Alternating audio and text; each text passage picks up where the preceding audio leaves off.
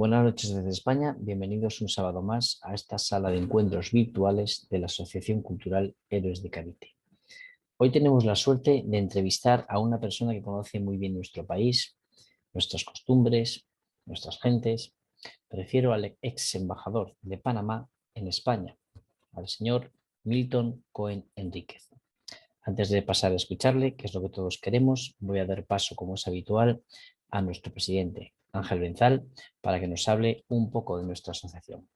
Ángel, buenas noches, cuando quieras. En primer lugar, agradecer a don Milton Cohen Enríquez Sasso el que haya aceptado la invitación de la Asociación Cultural Héroes de Cavite para esta magnífica conferencia en la que vamos a conocer muchos de los aspectos positivos de España. Como anécdota, bueno, contar que hace unos 7 años, estando en una playa de aquí de la región de Murcia con un amigo, él es hispano-belga, pues tiene la doble nacionalidad y bueno, pues al día siguiente se iba a Bélgica. Y claro, yo seguía ese verano aquí en España, disfrutando de España, ¿no? Entonces, claro, él me llegó a decir que, dice, Ángel, ¿valoras lo que tienes? Y yo le dije, digo, pues mira, si no me lo recuerdas, no. Entonces, es muy importante que a veces se nos recuerde, ¿no? Que salgamos un poco de la burbuja, porque los españoles somos muy de ver solo lo negativo, ¿no? Pero también hay que verlo, lógicamente, porque hay que buscarle solución.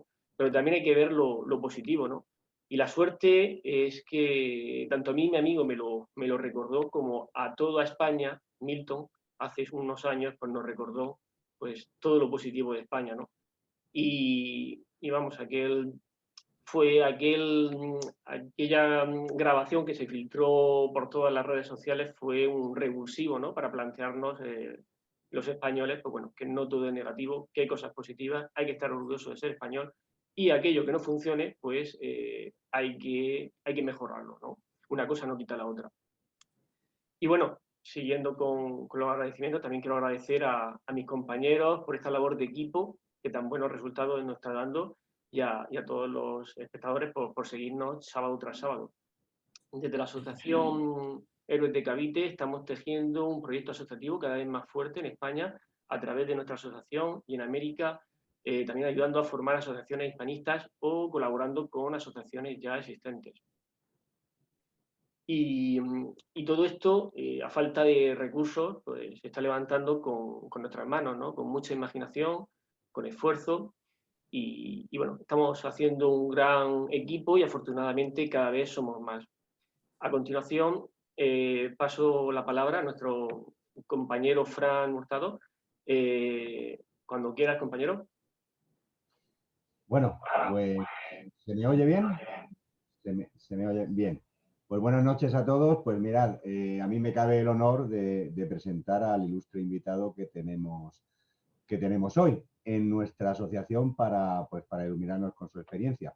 Yo cuando lo he estado analizando el currículum, bueno, no me he hecho de la información precisa y tal, veo que Milton Cohen Enríquez es un perfil un poco distinto del que hemos traído hasta ahora, porque siendo como es un intelectual también y que veréis que tiene publicaciones y libros escritos, es también una persona de mundo como todos, pero en este caso que se ha dedicado o ha tenido la suerte o la vida le ha colocado, él no lo contará ahora, en situación de poder trabajar para cambiar cosas en su país, en la diplomatura donde ha estado, ejerciendo como diplomático, una persona que es abogado, es político, es dirigente comunitario y ha tenido cargos pues, de altísima trascendencia que se pueden tener en cualquier país. Pues este señor ha sido diputado en la Asamblea Nacional de Panamá, ha sido ministro del gobierno de allí, del Interior y de Justicia, embajador ante el Reino de España, ha sido consultor o asesor del presidente de la República, del presidente de la Asamblea Nacional, de la presidenta de la Corte Suprema de Justicia de Panamá, ha dirigido revistas, periódicos, informativos de radio, de televisión, ha dirigido y asesorado campañas electorales, ha sido profesor en escuela secundaria, en universidades, en Panamá, en España, ha publicado ensayos. Bueno, el currículum que tengo delante pues tiene como 5 folios y yo creo que cada uno de ellos es para escribir un libro, cada uno de los apartados que tiene este señor. Quiero comentar lo que encima es de formación de ascendencia judía, sefardí, es decir, es doblemente interesante, aparte de hispanista, pues que viene de esa parte de nuestros compatriotas, ¿no? De esa gente con la que convivimos tantos siglos, que desgraciadamente se fueron, bueno, fueron expulsados una época, pero que hemos retomado, gracias a Dios, abriendo la posibilidad de que compartan la nacionalidad nuestra todos los que demuestren la... Luego nos lo contará, cómo lo consiguió él, porque es de familia de ahí. En fin, creo que es muy interesante porque aparte de sus publicaciones, de su carácter hispanista, ha tenido cargos de mucha responsabilidad. A mí me parece que es un lujo tenerlo hoy. Y dentro de eso, pues yo también he seguido, os recomiendo, compañeros, que estemos atentos a un libro que va a salir enseguida de una fundación amiga también nuestra que se llama 1785, que el libro se llama Hispanotropía y el efecto von Bismarck, en el cual Milton participa, hace un capítulo pues junto con compañeros como pueda ser Elvira Rocabarea, como pueda ser Javier Santamarta, en fin, hispanistas o gente que tiene bastante prestigio. Y bueno, yo estoy ya en idea de hacerme con él, acordaos, Hispanotropía y efecto von Bismarck, que es un libro que saca la Fundación 1785, o sea, no, ni Milton ni nada. Mira, Milton participa, pues como, mira, ahí lo tenéis. Nuestro compañero Javier lo ha sacado directamente y tiene, en esa misma página hay una pequeña presentación. De hecho, el capítulo que escribe Milton se llama, os lo voy a decir, Cuando la leyenda usurpa la historia, Milton Cohen Enríquez. Comparte capítulo con Javier Santamarta sobre hispanofobia histórica y con Elvira Rocabarea, lo cual, pues no sé, es un honor para todos el tener. Es la última publicación, aprovecha porque acaba de salir y está bien que lo sepamos todos. La conversación de hoy pues va sobre la historia española, o sea, cómo somos innovadores, los primeros en traer democracia o traer cierta legislación al derecho internacional. Yo ya con las mismas, sin nada que añadir, abro paso a Milton para que comente. Buenas noches y encantado de tenerte aquí, Milton. Gracias, Francisco. También agradecido con Alberto, que me contactó, y con Ángel, que preside la Asociación de Héroes de Cavité. Yo quiero hablarles hoy de las raíces españolas de la democracia, la economía y el derecho internacional modernos. Como todo, hay que entenderlo en su contexto histórico. Me gusta, y lo hago en el libro de 1785, hacer referencia a un personaje muy conocido llamado Noé. Cuando vemos en la Biblia, dice, Noé era un justo en su generación. No dice era un justo, punto. Dice en su generación. Imagínense la calidad de la generación en la que le tocó vivir a Noé, que Dios decidió destruir el mundo por lo perversos que eran. Entonces, probablemente Noé hoy en día no fuera tan bien visto, pero en su generación era un justo. Entonces, muchas de las cosas que podemos revisar en la historia, si las vamos a contrastar con el mundo del siglo XXI, nos pueden parecer incorrectas, bárbaras, insuficientes, pero en el momento que surgieron, fueron enormes avances para la humanidad.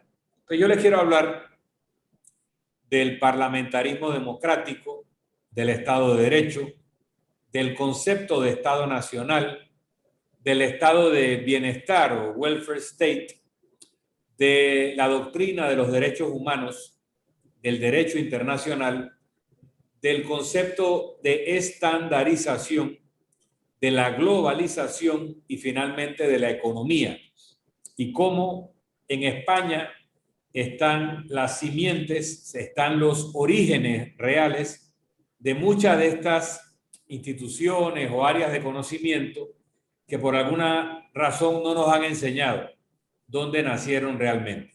Quiero empezar con el parlamentarismo democrático, porque en general en todas las escuelas de Occidente se dice que el parlamentarismo democrático nace en 1215 en Inglaterra con la Carta Magna que le imponen los nobles a Juan sin tierra.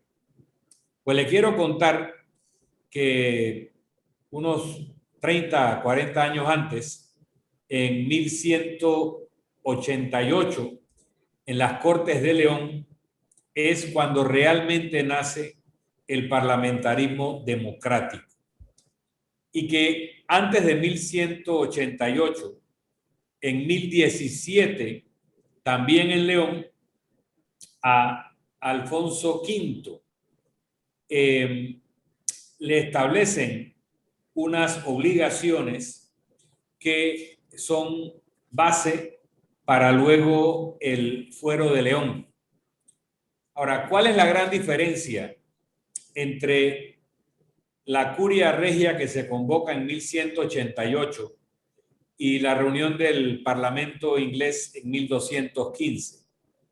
Y es que en las curias regias, como la curia regia de Oviedo de 830 o la previa de 1017 a la que le hablé, asistían los nobles y el clero, pero en 1188, en las Cortes de León, además participaron los representantes de los ciudadanos, los ciues electi, que eran representantes de las ciudades que eran electos por votación democrática para representarla. Y esa es la gran diferencia, porque pudo haber reuniones de poderosos, sean nobles o eclesiásticos, frente a reyes, a los que le impusieron alguna u otra norma para reducir el poder absoluto de los reyes. Pero esta es la primera vez donde uno de estos cuerpos colegiados está integrado también por ciudadanos electos para participar en esto. Y en el Fuero de León se establecen cosas como la posesión pacífica de bienes para la Iglesia, también la autonomía judicial y unas mínimas garantías judiciales. Se establece cómo es la relación entre el rey y el pueblo, se plantea el inicio de la separación entre Iglesia y Estado, se establecen normas garantistas para la mujer en cuanto al matrimonio y también el derecho a la mujer a heredar. Se establecen medidas fiscales atractivas para que se repueblen las ciudades, algo que hoy en día está vigente en España. El repoblamiento de pueblos y ciudades ya era un tema en 1188 y se establecen medidas de reducción o exención de impuestos, etcétera, para los que se establecieran. También se garantiza la propiedad privada y la inmunidad del hogar. Se regulan las medidas para el pan, el vino, la carne y el salario de los trabajadores. Se establece un mínimo en 1188. Se establecen los medios probatorios y la forma de hacer las pesquisas en los juicios. Esto es un establecimiento de lo que hoy en día llamaríamos el debido proceso. Y se establece un embrión de consejo político judicial para las urbes o para los burgos. Esto en 1188. Es mucho más y con una participación democrática que no tuvo la Magna Carta de 1215, donde prácticamente eran los derechos de los nobles frente al rey, no de las personas, no de los trabajadores, no de las mujeres, frente a la autoridad. Luego de esto, quiero hablarles del Estado de Derecho. Y la forma más fácil de hablarles del Estado de Derecho es leerles un parrafito que es como terminaba el juramento del rey de Aragón, establecido en el Privilegio General de 1283, donde los nobles, la asamblea, las cortes, le decían al que iba a ser coronado: nos que somos tanto como vos, y todos juntos más que vos, os hacemos rey de Aragón, si juráis los fueros, y si no, no. O sea, aquí hay un Estado de Derecho, aquí hay una serie de normas consuetudinarias que han sido adoptadas a lo largo de los siglos, y si tú quieres ser rey, tienes que jurar que los vas a acatar. O sea, no tienes un poder absoluto. Y te recordamos que somos cada uno de nosotros iguales que tú y todos juntos somos más que tú. Eso es un principio de soberanía popular y es la base para el Estado de Derecho, y estamos hablando de 1283. Hay que recordar también que la participación de burgueses en parlamentos o cuerpos similares a las Cortes de León en Alemania no se da hasta 1232. En Inglaterra no llegan los burgueses al Parlamento hasta 1265. Y en Francia no hay nadie electo en los estados generales hasta 1302. Entonces, en los decretas de 1188 vemos el principio de legalidad. Vemos la obligación de los funcionarios a acatar la ley. Se hacen unos primeros esfuerzos para luchar contra la corrupción. Con una sola evidencia de un acto corrupto de un funcionario era suficiente para iniciar un proceso. Establecimiento de justicia y el debido proceso. El concepto del árbitro es un precursor del abogado de las personas en lo que se llama la buena persona. Es una persona que tiene solvencia moral y que puede argumentar a favor de una persona que ha sido acusada. Es básicamente un abogado defensor. También procedimientos para establecer investigaciones judiciales sin corrupción y en los conceptos de orden público y de propiedad privada.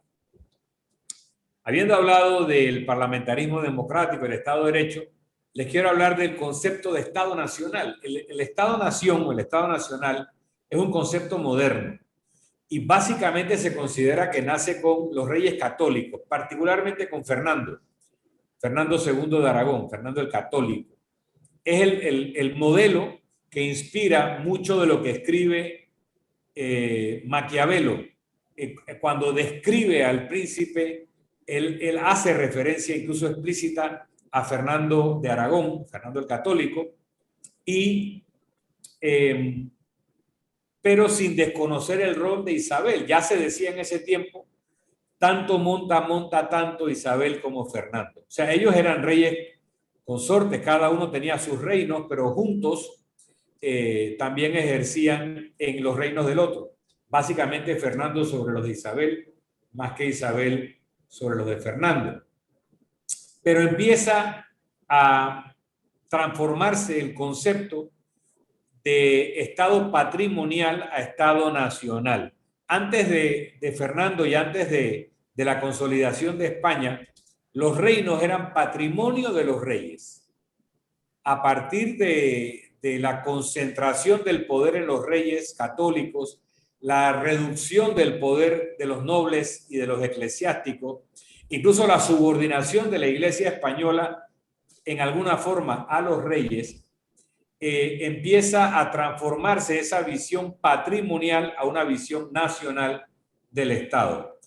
Se establece un ejército profesional más allá de las fuerzas que pudieran aportar los nobles. Esto es básicamente bajo el liderazgo del cardenal Cisneros, que fue una figura importante para los reyes católicos. En algún momento dado incluso fue regente de los reinos de Castilla, mientras llegaba Fernando a encargarse de la regencia a la muerte de Felipe II, de Felipe el Hermoso.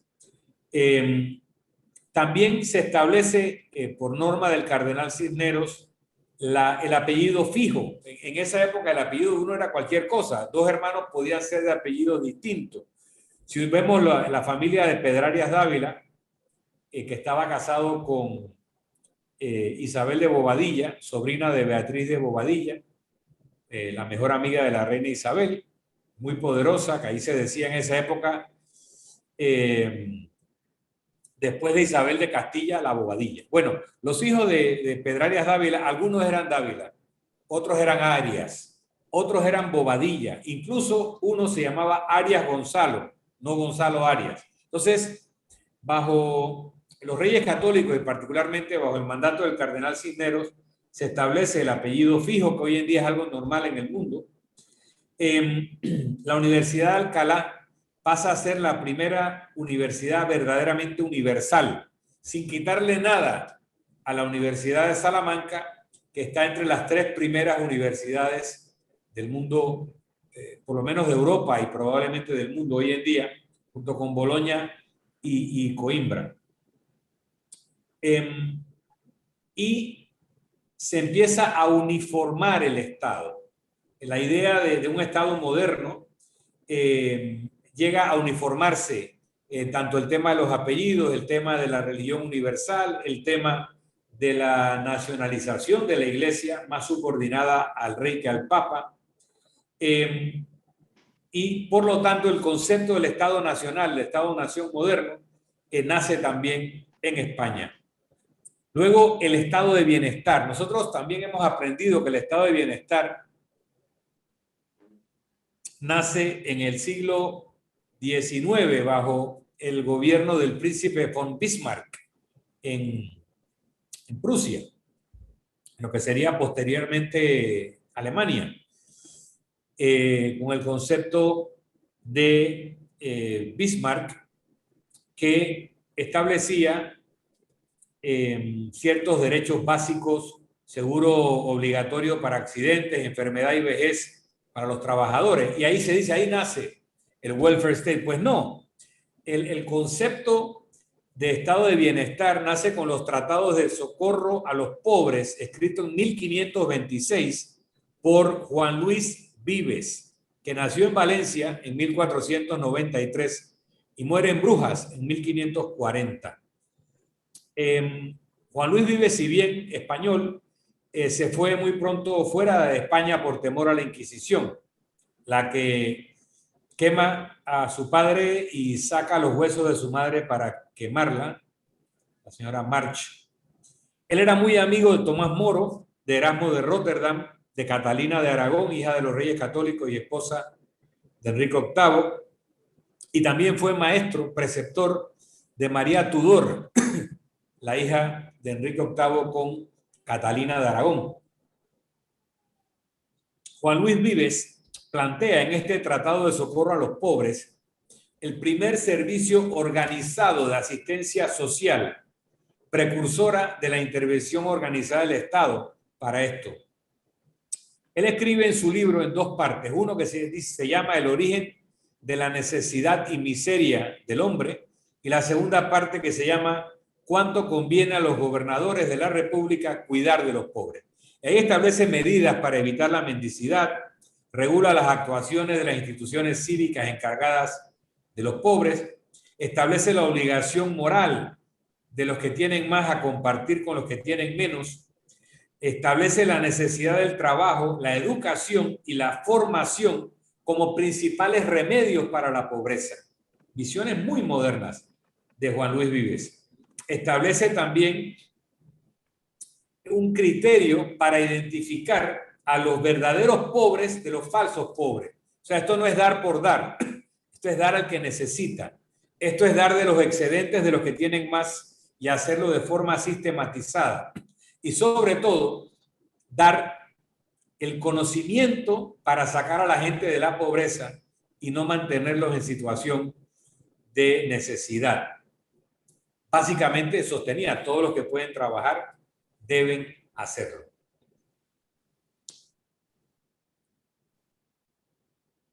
Así que el estado de bienestar también tiene origen español, no alemán.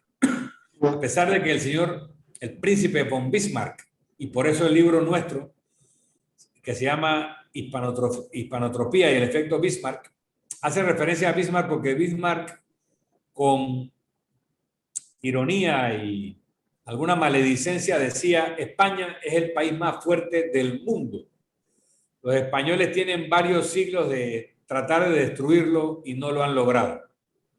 Sin embargo, vemos que muchas de las ideas que se le atribuyen a von Bismarck tienen origen español, entre ellas el estado de bienestar o welfare state. Luego, en cuanto a los derechos humanos, tenemos que hablar de la Junta de Burgos y de la Junta de Valladolid, en donde, inspirados por las denuncias de Fray Antonio de Montesinos y con el protagonismo y la denuncia del padre de las casas en la Junta de Burgos, empieza a debatirse lo que hoy en día se consideran los derechos humanos. Y en los derechos humanos, planteados en debates convocados por Fernando el Católico, se establecen lo que eran las leyes de Burgos, donde se deja claro que los indígenas de América eran hombres libres y eran dueños legítimos de sus tierras, que los reyes son señores, pero para proteger y evangelizar a esas poblaciones, que había una obligación de trabajar, pero por un salario justo.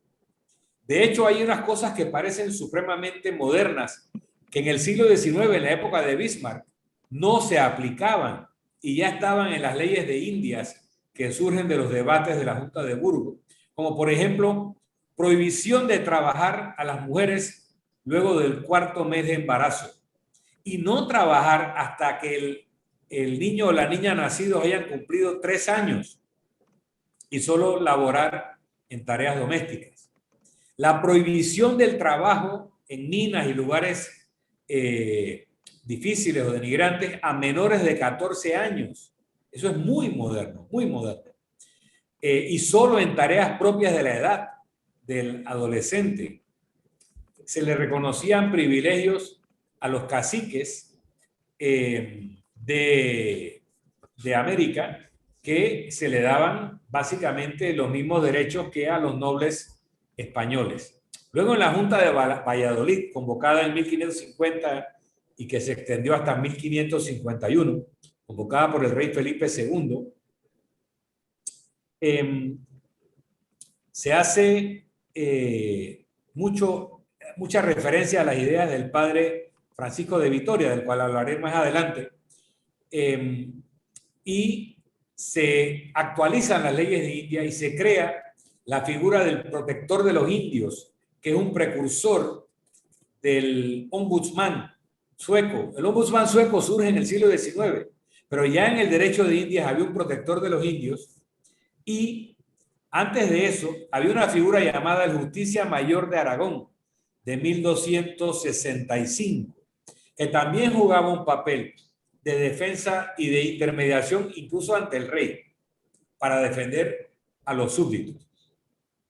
Pero el protector de los indios de 1516 y cuyo primer protector de los indios fue Fray Bartolomé de las Casas, tiene atributos de procurador, tiene que conocer la lengua aborigen, tiene una relación directa con el virrey. Estas son cosas que se asumen en el tiempo, no desde el momento de Fray Bartolomé de las Casas. Y aunque tiene una relación directa con el virrey, le rinde informes directos al rey.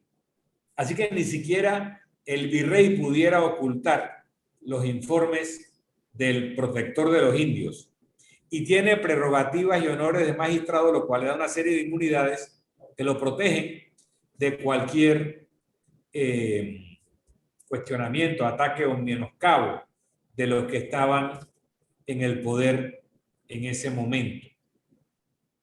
Luego de hablarles del origen español de los derechos humanos, les quiero hablar del origen del derecho internacional, también motivados por los escritos del padre Francisco de Vitoria principalmente, que lo desarrollaba bajo el concepto del derecho de gentes, también con respecto a la discusión sobre si era legítimo o no la conquista de América. Y el padre Vitoria hace un análisis y dice, mira, hay justos títulos y hay ilegítimos títulos. Y él establecía que el Papa no era dueño del mundo, que el poder del Papa era un poder religioso, que no se extendía a lo temporal. Y el padre Vitoria descalificaba de esta manera el Tratado de Tordesillas, mediante el cual el Papa Alejandro VI dividió el Nuevo Mundo entre España y Portugal. Él decía, el Papa no puede repartir el mundo porque no es dueño del mundo, y tampoco lo es el emperador, tampoco es dueño del mundo el emperador. Y esto lo decía el padre Vitoria en vida del emperador Carlos V y de su hijo Felipe II.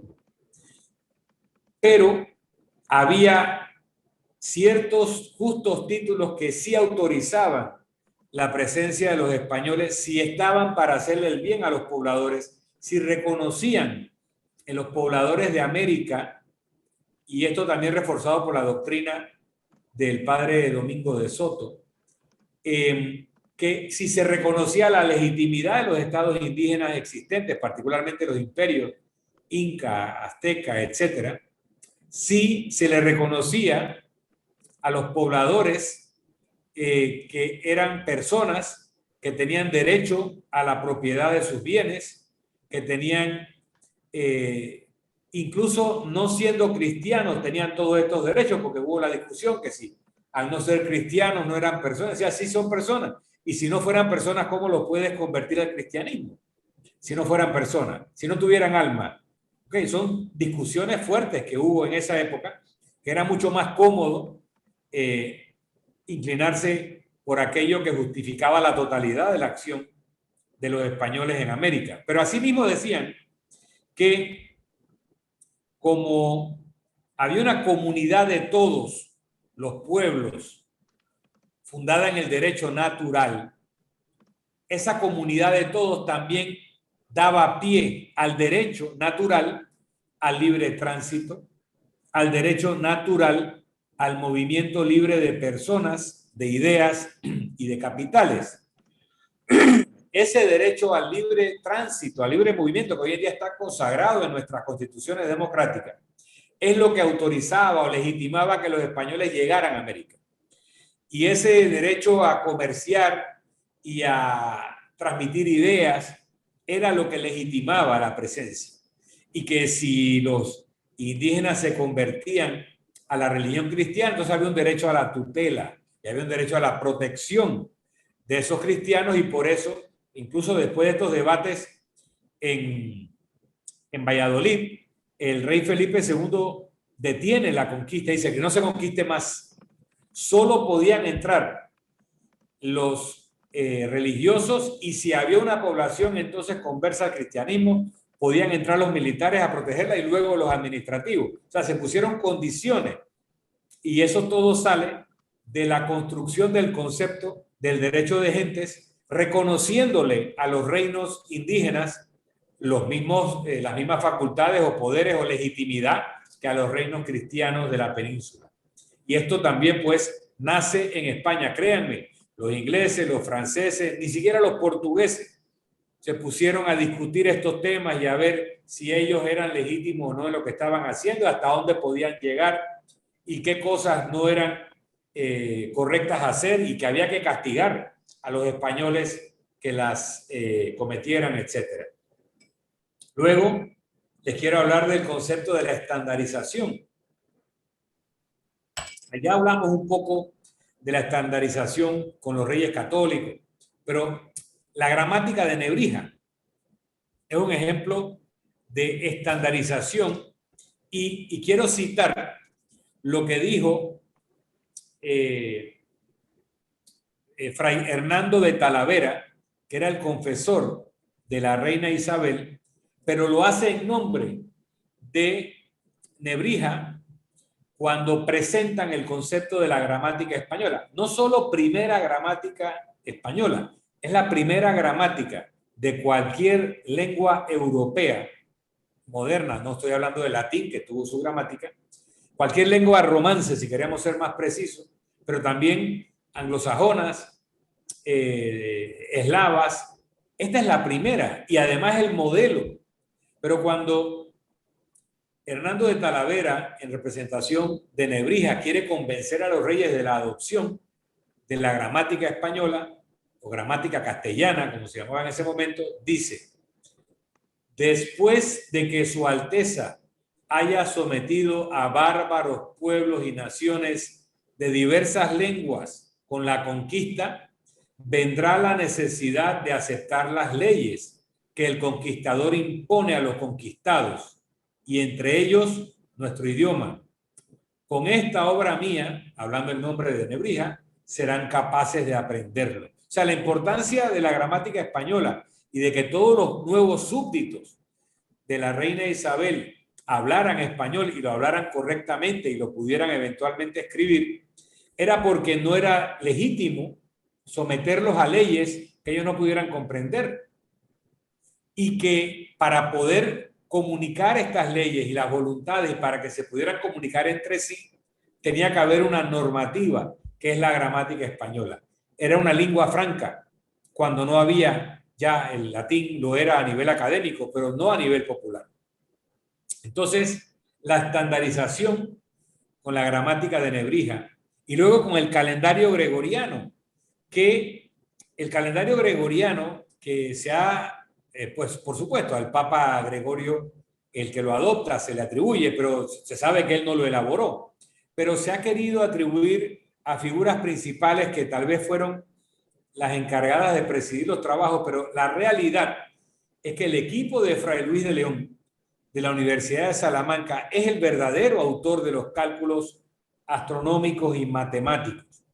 Ya en un estudio en 1515, a lo cual no se le hizo mucho caso inicialmente, reforzado por un estudio de 1578, pero basados en los cálculos de las tablas alfonsíes de Alfonso X el Sabio de 1252, es que se hacen los cálculos que nos permiten tener un calendario mucho más preciso que el calendario juliano que reemplazó. Y este calendario gregoriano, hoy en día, es el estándar universal de los calendarios. Y esa estandarización del tiempo es también un aporte español.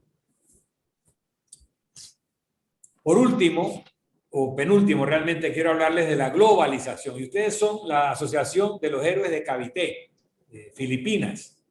Y es que la primera globalización es la que se da en ese imperio tricontinental, europeo, americano y asiático, que se construye desde España, en donde al haber descubierto la corriente, el tornaviaje realmente, en base a la corriente que descubrieron realmente Kuroshio japonés, es que se puede hacer un viaje de México, la Nueva España, a Filipinas y volver por el Pacífico sin darle la vuelta al mundo nuevamente allí. Y ese tornaviaje crea lo que se llamó la ruta del galeón de Manila o de la nao de China, de 1565 a su último viaje en 1815.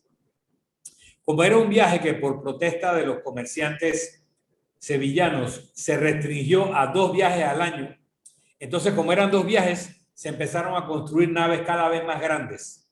Y la nao de China o el galeón de Manila en sus distintas encarnaciones, porque había que renovar el barco cada tantos años, acabó siendo el barco más grande jamás construido hasta esa época, hasta 1815.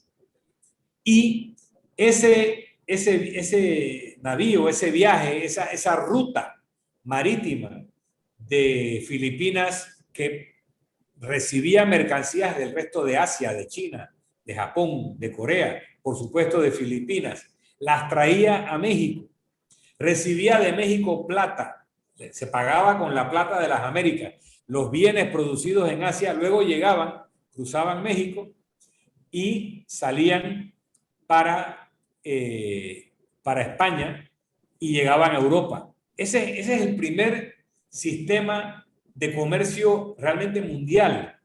Lo establecen en España. La globalización se establece desde el imperio tricontinental de España, complementado por lo que era la flota de Indias, que salía de Sevilla, luego de Cádiz, hacia Veracruz en México. La nao de China llegaba a Acapulco.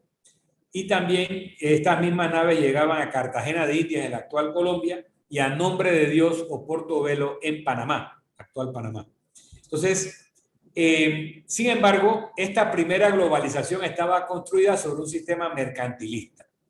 Era una globalización basada en el monopolio. Y ese monopolio y esa enorme cantidad de metales preciosos y de mercancías produjo una gran inflación en el siglo XVI en España y produjo otro tipo de problemas que fueron reduciendo la conveniencia más los ataques piratas, etcétera, de esta primera globalización. Y probablemente si el Imperio Español, el Imperio Tricontinental, le hubiera hecho caso a la Escuela de Salamanca, tal vez no hubieran tenido esta hiperinflación y estos problemas económicos, porque la economía moderna, tal y como lo reconoció Joseph Schumpeter en un libro de 1954, nace de los escritos de la Escuela de Salamanca, principal exponente de ella también, el padre Francisco de Vitoria, que inspirado en el tomismo, en la doctrina de Santo Tomás de Aquino, plantea un nuevo orden social y económico para la edad moderna, o sea, saliendo de la Edad Media, que se sale en esa misma época de la construcción del Imperio Español, y plantea los conceptos de la propiedad privada, del dinero, del valor y del precio justo, y el interés y la usura. Habla de ello y establece una nueva doctrina que sale, deja atrás los pensamientos medievales sobre el dinero, el comercio, el interés, la usura. Plantea el padre Vitoria y los que con él crearon la Escuela de Salamanca, que son varios autores, casi todos eclesiásticos, que el orden natural, ya lo habíamos dicho antes con respecto a la conquista de América, se basa en la libre circulación de personas, bienes e ideas. Y esto incrementa la fraternidad de los hombres y por lo tanto el comercio es un servicio a la humanidad y no algo del cual haya que sentirse de alguna forma avergonzado. Entonces, quiero cerrar con esto, la importancia de España, de las ideas españolas, de las instituciones que nacen en España para la conformación del mundo moderno y que nos han dicho, probablemente los mismos que han construido la leyenda negra contra España, que la base de la democracia es inglesa, que la base de la economía es probablemente inglesa también o alemana, que la base del derecho internacional probablemente sea gracias a von Metternich o a otros pensadores germánicos, y que el derecho internacional habría nacido también en el Tratado de Westfalia, cuando la realidad es que las bases de todo esto que constituye la democracia, el derecho internacional, la economía contemporáneas, nacen en España, nacen no subrepticiamente, no clandestinamente, no eran ideas marginales, nacen en foros convocados por los reyes españoles, nacen de la participación, de la dialéctica de los más poderosos personajes de España y se implementan a través de las leyes de los distintos reinos precursores del Reino de España, precursores del Imperio Tricontinental Español. Este es el mensaje que quería dejar en el día de hoy y quedo abierto para las preguntas que tengan a bien. Muchas gracias. Muchísimas gracias, Milton. La conferencia de hoy son de esas que suben el nivel, ¿eh? Yo creo que todos nos hemos quedado pues, con esta avalancha de datos pues, un poco procesando y vamos a tenernos que ver varias veces la conferencia por lo interesante que has expuesto, porque has dado muchos titulares. Y bueno, esta información que nos has dado pues, nos va a servir a todos para conocer mejor nuestra historia, la historia común, y luchar contra la leyenda negra. Y bueno, han mencionado muchos aspectos y bueno, tampoco quiero extenderme porque hay que dar paso para que el público pueda preguntar.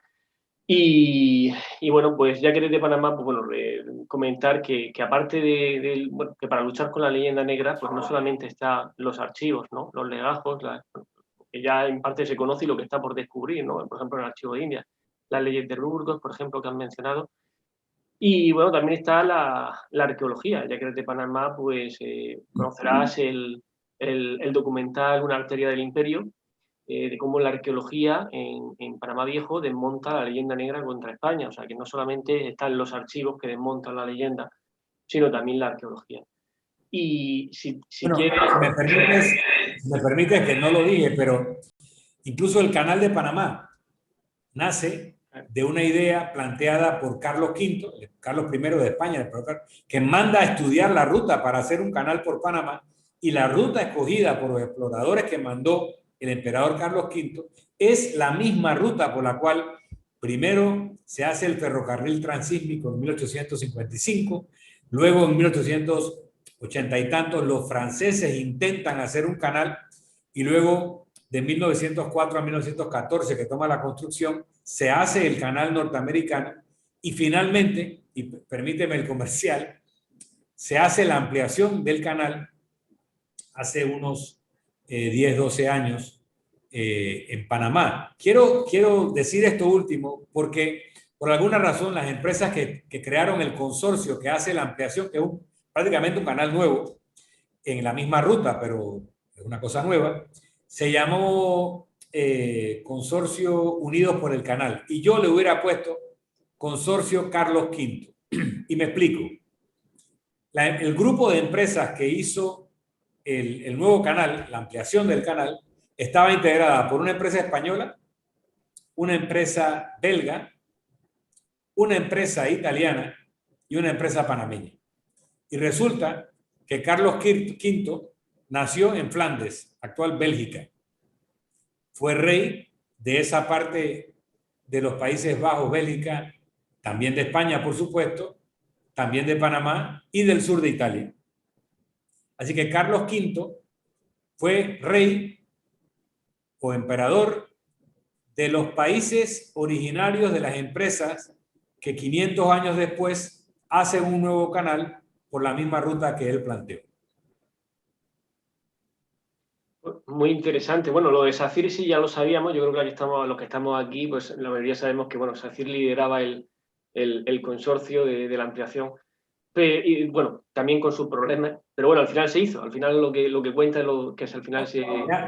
Déjame decirte, el canal está hecho y funciona muy bien. Lo que se está discutiendo a nivel de arbitraje es unos sobreprecios que solicita SACIR, pero el contrato se ejecutó, la obra está funcionando. Si yo fuera los constructores, gastaría mis recursos en hablar lo bien que me quedó el canal y no pretender que me van a pagar el doble de lo que yo dije que iba a hacerlo, ¿no? Pero esa es otra discusión, no vamos a meter problemas ahora. Lo que hay que decir es lo orgulloso que debemos estar los panameños, los españoles, los belgas y los italianos de esa obra que es ejemplo para el mundo de una obra de ingeniería que está sirviendo a la humanidad. Antonio Muñoz Ballesta, cuando quieras, pregunta. Voy a pasártelo. Buenas noches, buenas noches Lola y buenas noches a todos, y felicitaciones a los organizadores y a Milton Cohen, Enrique, por su magnífica conferencia repleta de datos que deberíamos saber todo y aprender desde la escuela, todos los niños de Hispanoamérica, no solo españoles, para así combatir la leyenda negra. No, yo tenía varias preguntas que apuntar en el chat, y es sobre el habeas corpus. Si el habeas corpus, que se dice que es cosa inglesa, ¿no? No había algo parecido en las Cortes de León o en las leyes de Indias. No tengo tanto nivel de experticia y para decir si tiene origen español o negarlo. No lo sé, no he hecho esa investigación, pero lo trataré de hacer para... Bueno, yo te puedo decir que no realmente habeas corpus, pero sí, como has dicho antes, muchos derechos de carácter materiales que hacían como al final se tenía que respetar a las personas. O sea, los reyes ya no eran que iban por las calles y decían, como los dictadores, ¿no? De las actuales, y raptaban a la gente. O sea, había un derecho de defensa y concepción de la persona. También me ha llamado la atención si la monarquía hispánica era materialmente ya un Estado no patrimonial, un Estado moderno, parlamentario, que respetaba los fueros de Aragón o de Valencia, y era un estado de bienestar, porque una cosa son las ideas, por ejemplo, Luis Vives, ¿no? Luis Vives, que tuvo que salir huyendo, ¿no? Como los demás sefardí, ¿no? Como Espinosa, por el error de expulsar a los judíos españoles, a los españoles judíos. Claro, eso es una concepción de estado de bienestar que podemos llamar estado de bienestar, mucho antes que Bismarck, pero en plan de ideales. Luego llevarlo a la práctica y mucho más en la práctica a España y a Hispanoamérica es otra cosa, ¿no? Pues esas reflexiones simplemente quería hacer. No sé si se me olvida alguna. Te puedo reaccionar. Casi todo lo que yo he mencionado de precursores, más allá de ideas, acabaron tomando forma de legislación. Que se acataran siempre o no, esa es otra discusión.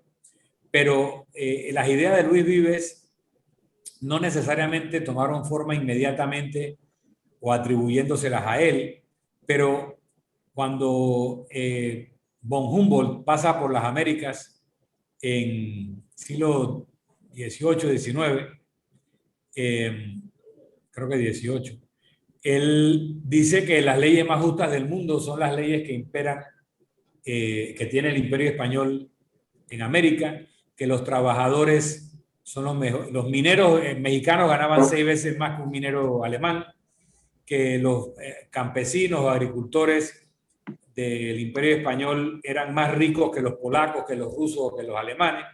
Entonces, pienso que muchas de esas ideas del Estado social permearon desde Luis Vives y otros, pero es el primero que lo articula en un texto que pudo haber sido leído no por los legisladores, pero gracias a los debates de Burgos, de Valladolid y otros en el tiempo, en las Cortes, se van incorporando al derecho de Indias, que se considera uno de los derechos sociales más avanzados de su época.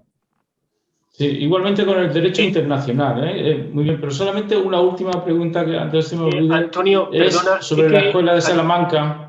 La escuela de Salamanca, que también lo dice Rothbard, es cierto que es todo la escuela austríaca prácticamente, ¿no? Como escuela de economía, pero Domingo de Soto y muchos otros. Pero no quedó también en plan de ideal, porque la suerte de Juan de Mariana, por ejemplo, el primer historiador de España, terminó encarcelado y tal, ¿no? Solo Sí, eso, claro. lo último. Digo, el propio Fray Luis de León estuvo preso por la Inquisición 3 o 4 años y después llegó al aula y dijo en latín, decíamos ayer, y siguió la clase, ¿no? O sea, el hecho que estas figuras tuvieran estas ideas maravillosas, algunas veces contrariando a reyes y a papas, no los hacía inmunes a consecuencias de sus ideas. No siempre sus ideas se adoptaron inmediatamente, otras sí, pero lo importante para resaltar es dónde nacieron y dónde se empezaron a discutir o dónde se pusieron por escrito al principio, que no es necesariamente donde nos han dicho en la escuela. Ese era básicamente el mensaje.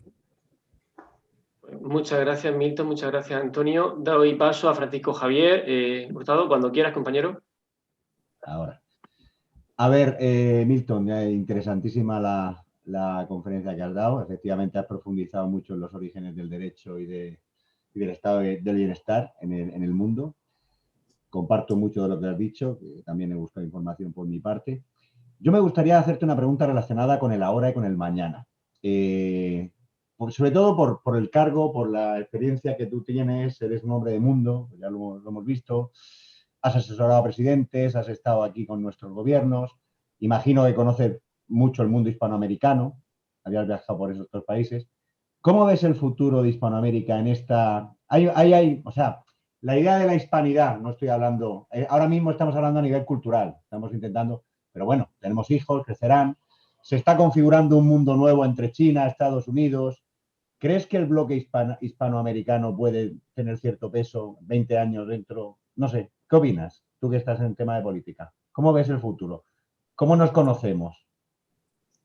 Mira, hay una población de 600 millones de personas que nos podemos entender hablando, tal vez gracias a Nebrija y a el apoyo que recibió de la reina Isabel y de Fray Hernando de Talavera. Hemos sido parte de una unión política. Yo decía en otra charla en el grupo de 1785 que las independencias de las Españas americanas no eran independizarse de España, eran independizarse de los Bonaparte, de José Bonaparte y de Napoleón Bonaparte, que en el tiempo el poco inteligente rey Fernando VII haya provocado que ese grupo que se levantó por la independencia se dividiera entre realistas y patriotas, es otra cosa. Pero si te pones a ver, hemos estado más tiempo formando parte de una unidad política, 300 y tantos años, que no formando parte de una unidad política. Mantenemos una unidad lingüística, cultural, y hay una cosa interesante. El primer bloque económico del mundo es la Unión Europea. Lo que pasa es que no se suma necesariamente todo y queda Estados Unidos por encima y China por encima. Pero cuando tú sumas todo lo que es el bloque europeo, está, si no de primero, de segundo por ahí. Depende de cómo está la bolsa, ¿no? Entonces, España es la puerta de entrada de Iberoamérica a Europa, a todo ese enorme y rico mercado. Y España puede ser la puerta de entrada de las inversiones y las exportaciones europeas al ámbito iberoamericano. En la propia Constitución de 1978 se le da al rey de España una responsabilidad hacia los países de Iberoamérica en cuanto a las relaciones, etcétera. Y en algunos momentos España ha tenido gobiernos que han comprendido la importancia de estrechar estos lazos y en otros momentos ha tenido gobiernos que han preferido darle la espalda a Iberoamérica. Iberoamérica, no quiero decir América Latina, que es un concepto francés para incluir los territorios que hablan otras lenguas distintas al español y al portugués.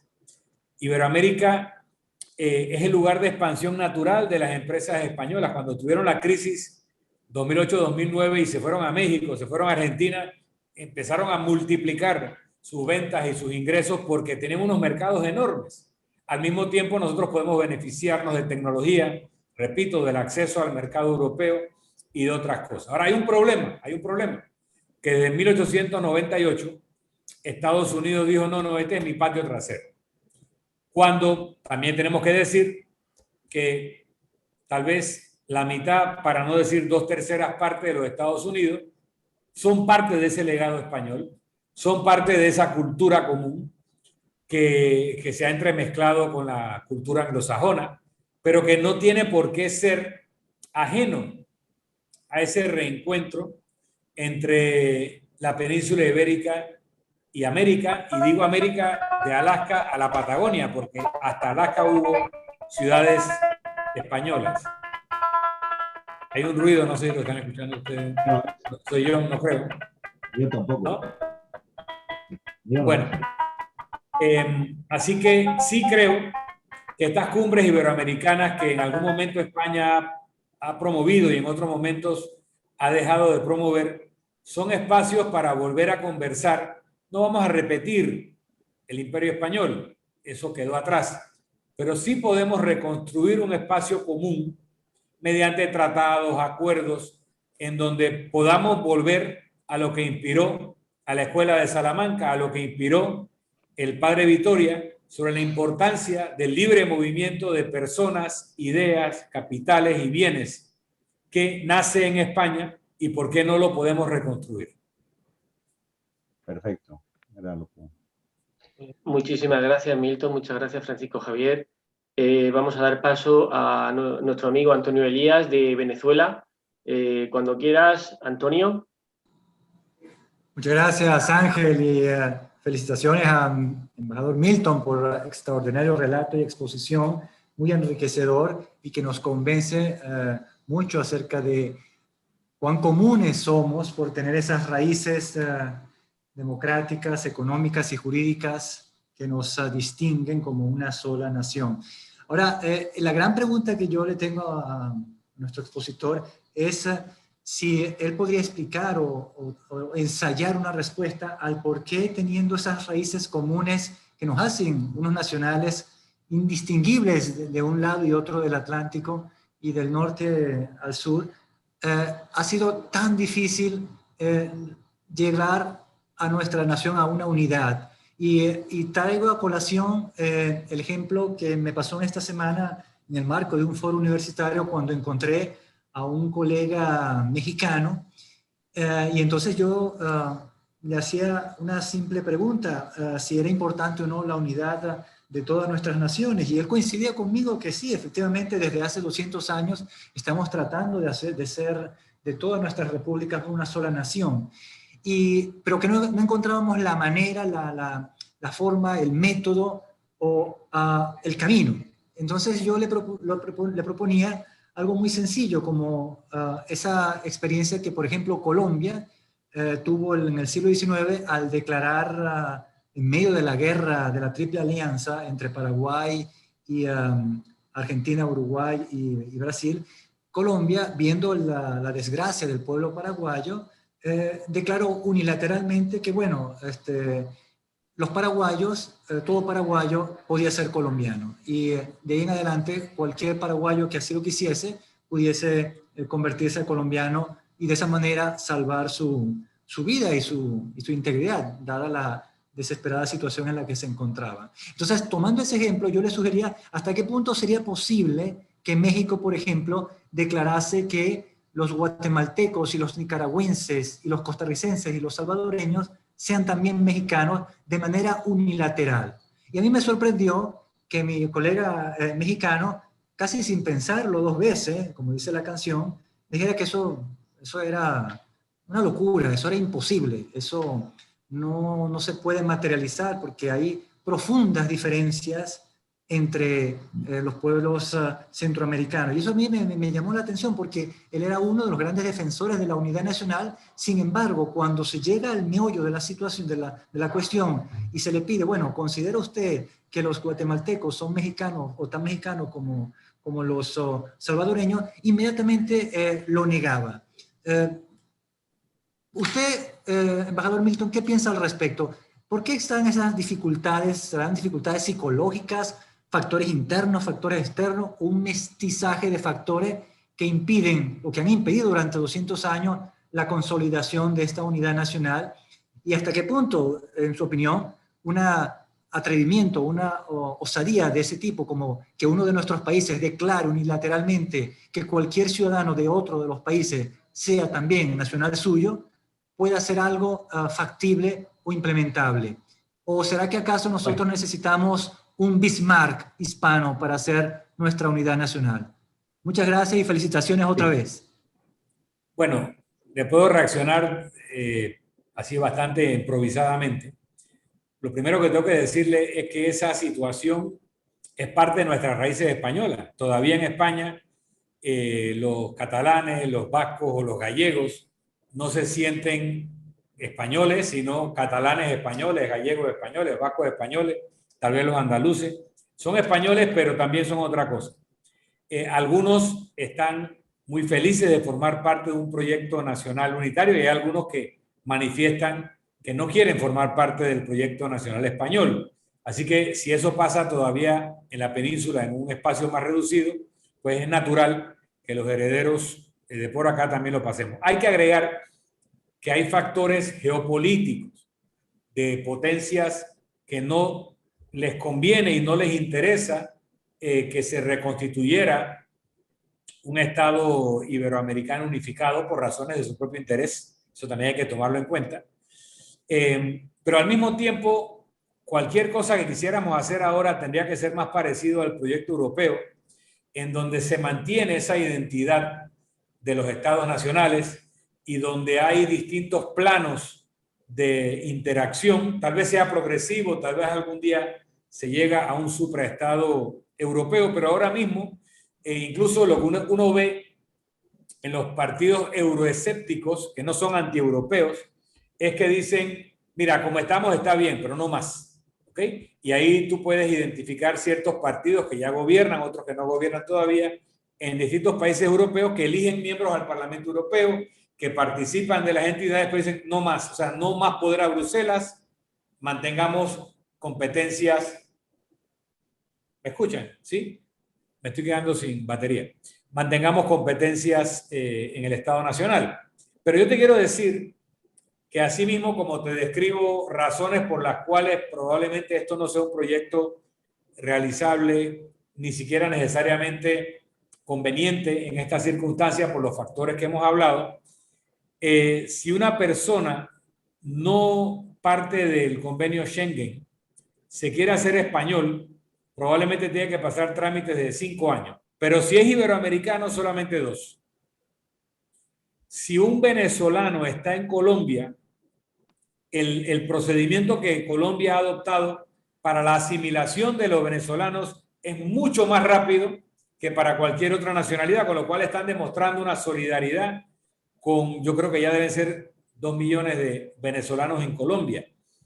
Estoy seguro que conforme nuestros países han pasado situaciones como la guerra de la Triple Alianza contra Paraguay o lo que está viviendo Venezuela, más países iberoamericanos manifestarán excepcionalidades para atender esas necesidades, producto de esa conciencia de que somos hermanos, pero también reconociendo que hay factores económicos, hay factores geopolíticos, hay factores sociales que no permiten una integración inmediata y absoluta. Como tienes un país como México, con los niveles de pobreza que tiene México, con los niveles de desigualdad social que tiene México, con los niveles de desempleo que tiene México, que tú le digas, bueno, todos los centroamericanos van a ser mexicanos mañana, podrías enfrentar una rebelión popular que van a sentir que eso va a poner en peligro su situación personal, y eso pasa en todos los países. Así que creo que tenemos una base común, histórica, cultural, institucional, lingüística, que podemos construir alrededor de eso una forma más estrecha de relación, pero no creo que nadie esté planteando una integración política absoluta como la que existía en el Imperio Tricontinental Español, y sin embargo puede ser un modelo mucho más exitoso y mucho más eficiente que tratar de regresar 200 años atrás. Muchísimas gracias, Antonio. Muchas gracias, Milton. Doy paso a Santiago. Santiago, habilita el micro cuando quieras. Gracias, buenas tardes. Saludos desde Monterrey, México. Estamos aquí a 2 horas de Texas. Concuerdo completamente con lo que dice el expositor, y aparte lo felicito por su trabajo, que se nota a leguas. Nada más agregaría un punto, ¿verdad? Aparte de de la contestación que hizo el maestro ahorita, Milton, al compañero, aparte de eso que menciona de nuestra tradición un poco, pues no sé cómo qué palabra sería, medio rejega, pero al final aceptamos. Yo principalmente aquí en las calles me toco mucho centroamericano en Monterrey, y hoy cada vez hay menos, ¿verdad? Porque la mayoría no se quiere quedar aquí en México, se quiere en Estados Unidos. Aquí les decimos, oye, pues aquí hay trabajo, compañero, o sea, porque son muchachos que aparte pues tienen 20 años y están con toda la leche, ¿verdad? O sea, están bien fuertes y todo. Digo, estás mejor que yo, compadre, la verdad. Sí, yo porque voy en carro, pero yo quisiera te cambio el carro por tu salud, o sea, así la verdad. En fin, o sea que incluso internamente hay cierto, pues no que racismo, sino simplemente al final son adaptados, todos nos adaptamos. El problema yo pienso que también es Estados Unidos, o sea, no va a permitir Estados Unidos que se pasen así la frontera. Al final el mexicano lo aceptaría, y como dice Milton, por la cuestión de trabajo, oye, espérame, pues tiene que haber reglas, o sea, espérame, Yo tengo aquí 20, 30 años, 40 años trabajando, cotizando, y ahora llegan estos jóvenes y ya, sin chamba. Tienen que ver reglas, pero el gringo no lo va a aceptar. O sea, ahorita, quién sabe en un futuro, porque realmente estamos invadiendo Estados Unidos, pero de hecho las últimas bardas que se hicieron en Guatemala fue porque los gringos así querían. Los americanos no querían que pasaran como estaban pasando, como agua. No había frontera en el sur. Guatemala, México no había frontera, no había quien checara. Perdona un momento. Presionaron. La pregunta que mucha gente que está esperando para preguntar y Milton le queda poco tiempo. Ok, bueno, eso es todo. Gracias y... Me queda poca batería en el iPad y me puedo tener que desconectar. Hasta luego, señor. Muchas gracias. Felicidades. Muchas gracias, Santiago. Saludos. Bye bye. Muchas gracias, Santiago. Bueno, doy paso a Jaime de Reunificacionistas. Jaime, cuando quieras. Muchas gracias. No. Hola, ¿qué tal, don Milton? Nada, como tiene poco tiempo, simplemente felicitarle por su exposición.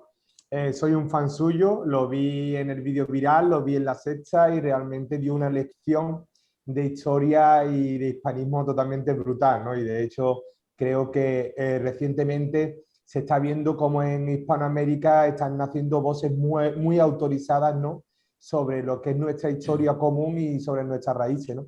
Yo, como iba a poner algo más extenso, pero simplemente ya una pregunta. ¿No cree usted que ha habido una falta un poquito de apoyo desde diferentes países hispanoamericanos sobre la crisis de Ceuta y Melilla? ¿La crisis de? Ceuta y Melilla. Ah, sí. Con Marruecos. Yo creo que no hay ni siquiera, no hay ni siquiera conciencia de la situación. Se llega muy poca información y yo estoy enterado porque yo recibo periódicos españoles, pero no he visto nada de eso en un periódico local.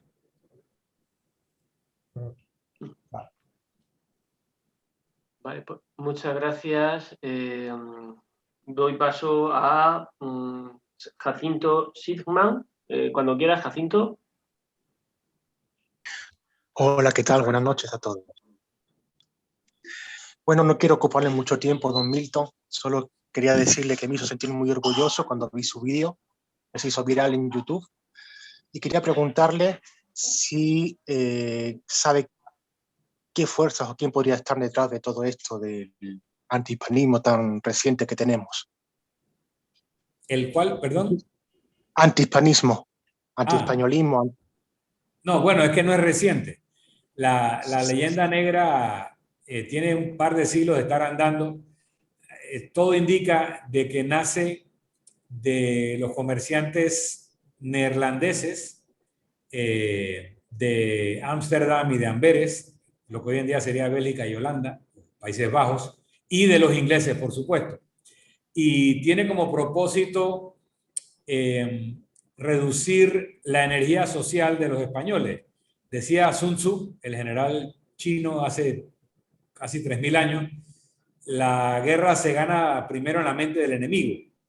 Entonces, trasladar mediante el poder cultural que han tenido, primero en la forma que lo hacían, pero este siglo XX, sobre todo gracias a la matriz cultural que sale de Hollywood, etc., una caricatura de sociedad y de países con respecto a nosotros genera un complejo de inferioridad. Se te ponen los barcos en tu bahía y no hay muchos lesos que le vayan a hacer frente porque tú dices, no, ya perdí, ya, llegaron los ingleses con 100 barcos, no hay nada que hacer. Entonces, tiene un propósito de dominación. Por supuesto, las leyendas negras se construyen sobre ciertos hechos que pueden ser ciertos o pueden ser parcialmente ciertos. Luego, la forma como se hace la narrativa construye entonces la leyenda. Así como hay una leyenda negra, hay una leyenda dorada, donde toda la conquista fue maravillosa y tampoco es verdad. Hay una leyenda muy difundida en América y Iberoamérica, América hispana, que se le llama la del buen salvaje, donde toda la población vivía en un estado bucólico, donde no había opresión, donde no había esclavitud, donde no había sacrificios humanos. Eso tampoco es verdad. Había poblaciones que vivían en cierto nivel de naturaleza feliz, pero había otras que eran pueblos indígenas sometidos por otros pueblos indígenas, como cualquier imperio sometía a pueblos vasallos. Entonces, es lo que trata de plantear mi artículo en el libro que hemos hablado, de que tenemos que hablar de historia y no de leyenda. Y la leyenda negra tiene un par de siglos de haberse desarrollado y cada tanto tiempo se le da fuelle para continuar con su propósito de que no nos la creamos.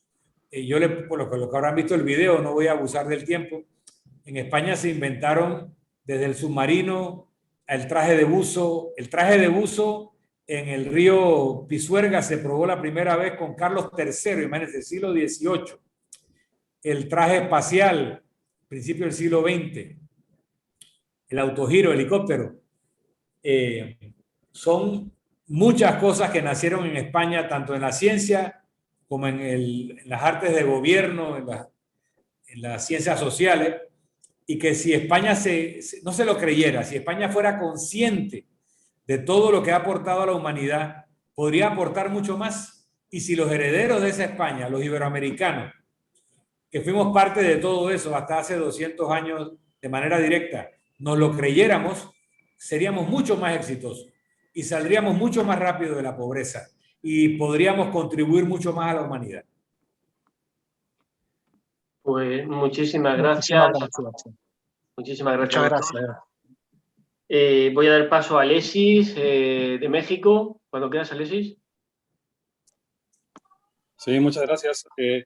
Oye, Milton, aprovechando tu experiencia como embajador y como toda esta parte política que tienes, ¿quién dirías tú que es mayor amenaza para los países hispanos?